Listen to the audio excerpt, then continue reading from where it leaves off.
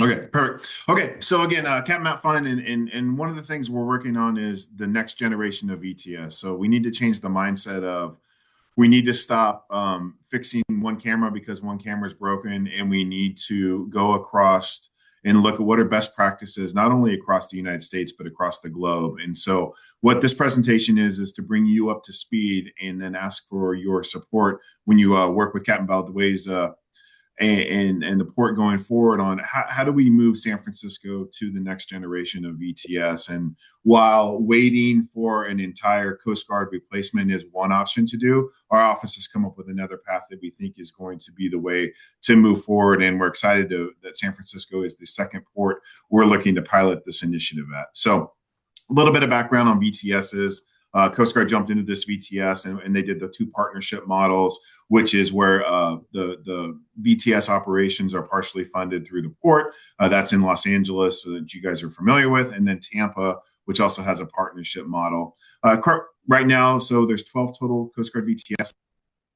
The partnership model is showing signs of aging, and there's just much better technology that we can use to ensure the safety across our ports. So one option would be to wait until the Coast Guard gets enough money to fully recapitalize all of the 10 remaining VTSs at one time, or we can start looking at a model where we go port to port, bring in outside vendors, get you a presentation on what state of the art is across the globe, and then move forward with implementing that on a one at a time model. So that's just a little bit of background on where VTSs are and how we got to this point. We simply just have aging infrastructure in the Coast Guard outside of the two VTSs that are one of the partnership models, and get some outside funding. Okay, so current situation, we're not at pace with the greatest technology as we see some of our port partners, and you saw a little bit of it this morning from our Belgian friends, that some of the technology that's available out there is just a little bit better than what we're having. And so instead of trying to replace Coast Guard VTS with another Coast Guard VTS system, we believe that some of the commercial off-the-shelf products that are available out there are simply more advanced and are able to modernize the VTS system at each of our 10 locations that need this. We think it's going to bring cutting-edge technology at a lower and more predictable cost. It also shifts some of the maintenance and fixing of problems away from a Coast Guard service center more to a commercial vendor. So if something goes wrong, instead of waiting on a Coast Guard source to fix it, we would have a maintenance contract that would allow an outside vendor to come in. And it also allows us to document new requirements that may have come up since the original system was put in. So my office was tasked by the Commandant to figure out a way to recapitalize VTS. The approach we came up with was to pilot a program in Houston, Galveston, and that's where I was as of last night. And basically, I'll walk you through the process of that. And then the second step it would be the second phase, which will be in 2026 this year, doing San Francisco and New Orleans. And I'll walk you through the process of what that included. Okay. So basically what we did is we released a request for information or interest to industry across the globe. And we had 4 main companies come back, and I'll get to who they are, and said, hey, we're interested in putting together a proposal for both the Port of Houston and then the Port of San Francisco. And finally, we have the one of the Port of New Orleans is out. So what we did in Houston was these vendors came in and they met with the port and the Coast Guard. So imagine a 2 to 3 day visit where companies such as Kongsberg, Titleist, Elman, or Wärtsilä would come in and meet with both the Coast Guard and the Coast Guard VTS, but as well as port partners that have those key interests in the port activity. The vendors would basically capture requirements, and then they would conduct a port survey of the area as well as meeting with you. So when they're done with that, they would have a great idea of where new cameras, new sensors, whatever their ideal makeup would be to create a new next generation VTS. And when we talk about what we're asking these vendors to do, it is not replace 5 cameras because we have 5 cameras. It's to look at the port in a holistic way and say, hey, if we were going to start with a clean slate and build a state-of-the-art VTS model, what would we do? So maybe the answer is, more cameras, less cameras, more radars, less radars. Technology has come so far since we've implemented these initial VTSs. The lay down of assets should not be the same because we can do it a better way. So the vendors would come in, meet with you, meet with the Coast Guard, understand the port, and then they would go away for a little bit and develop a turnkey solution of what next generation VTS would look like in the San Francisco area.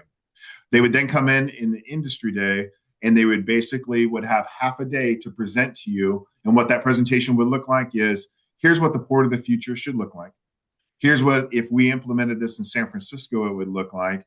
And then some of the follow-on would be testing with the users, and then they would end up coming up with an estimated cost and how we would fund both the initial cost as well as the ongoing maintenance. So think of this procurement would be, instead of the Coast Guard buying something and the Coast Guard maintaining it with Coast Guard personnel, the idea would be to fund this project and then also fund a maintenance tail on it so that we had extremely reliable VTS service for a determined amount of time. And just give you a little heads up where we are at, and I know you heard San Francisco Coast Guard talked about it. We are quickly approaching, we're through the vendors developing their turnkey solutions. And in April, they're coming to the Port of Houston Galveston, and 4 of the international companies are going to present their solution for a next generation VTS in the Port of Houston Galveston. So I've spoken with some members of your port as well as your captain of the port, and we would like San Francisco to be the next part of this. So some of the things that I know will come up because we've had these conversations with the Port of Houston, the VTS, no matter how it is funded or where it comes from, will be continued to operated by the Coast Guard under Coast Guard's authorities and jurisdictions. Nothing will be transferred to any other port partners or any other entities. If there are shared responsibilities in funding or other models, those would be taken care of in an MOA or an MOU. And we do have some of those examples from LALB and Tampa, so we're not recreating the wheel on that. Also, same applies to any legal liabilities that may be shared with port partners, and port recovery procedures will remain the same as they are in the current state. And those are just some of the concerns that came up. So looking ahead, kind of where we are, we sent out the industry candidates responded this month and for who would like to be involved in this. Working with your captain of the port and some of the key port partners, we would like to move ahead with scheduling those visits. And what that would mean is after this call, your port would get together and kind of build those committees that, hey, if we have these vendors come in for 1, 2, 3 days, who would meet with them to define what both Coast Guard requirements are, but also what would port requirements be for a new turnkey VTS system. That would lead to the vendors getting that information, going away for a couple of months, and then coming back to the port, and then they would present what their transformational plan would be for the Port of San Francisco, as well as estimated implementation costs and sustainment costs.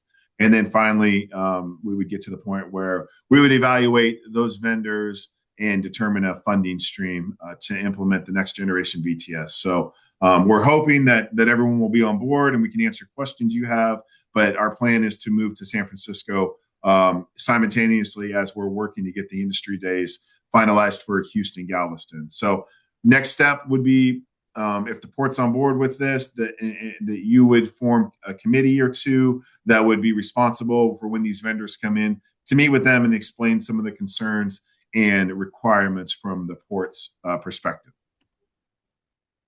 And these are kind of the big 4 that we found through our RFI process.